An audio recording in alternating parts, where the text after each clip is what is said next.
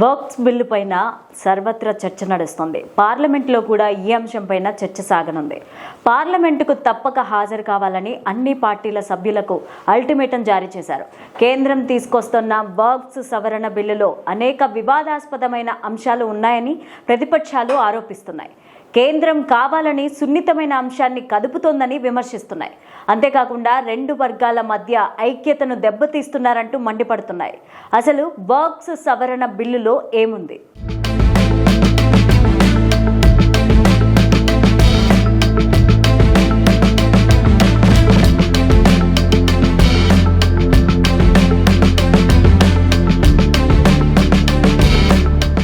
Works అనే పదానికి అర్థం దాతృత్వం లేదా మతపరమైన విరాళం.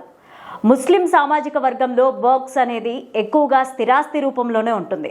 వర్క్స్కు సంబంధించి ఎక్కువ భాగం స్థిరాస్తుల చెల్లుబాటు కాని పత్రాలు లేకుండానే ఉంటాయి. వీటి ద్వారా వచ్చే ఆదాయాన్ని మసీదులు, మదర్సాలు, శ్మశాన వాటికలు, ముస్లింల అనాథ ఆశ్రమాల నిర్వహణకు మాత్రమే ఉపయోగించాలనే నిబంధన ఉంది.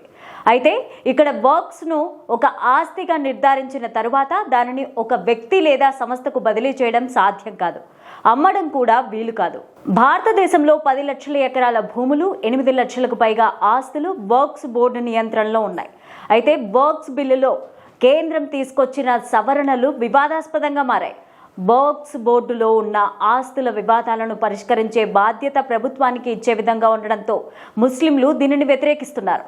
పార్లమెంటులో కేంద్రం ఈ బిల్లులో 5 ప్రతిపాదనలు, సవరణలు సూచించింది. వాటిని ఆల్ ఇండియా ముస్లిం పర్సనల్ లా బోర్డు వంటి ముస్లిం సంస్థలు, ఎంఐఎం, కాంగ్రెస్ పార్టీ వ్యతిరేకిస్తున్నాయి.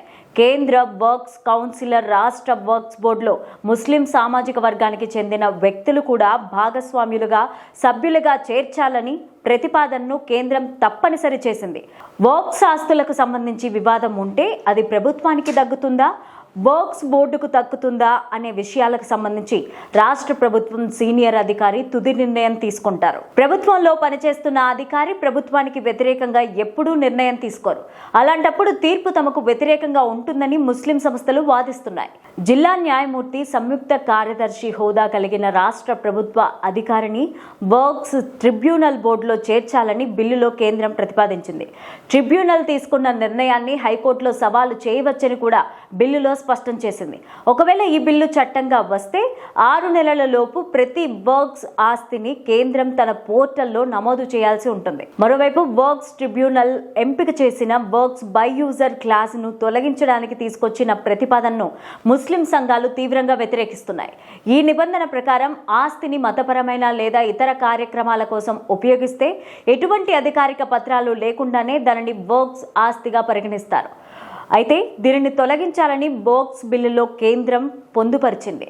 మిత్రపక్షాల సూచనలతో తర్వాత దీనిని తొలగించాలని జాయింట్ పార్లమెంట్ కమిటీ కేంద్రానికి సూచించింది.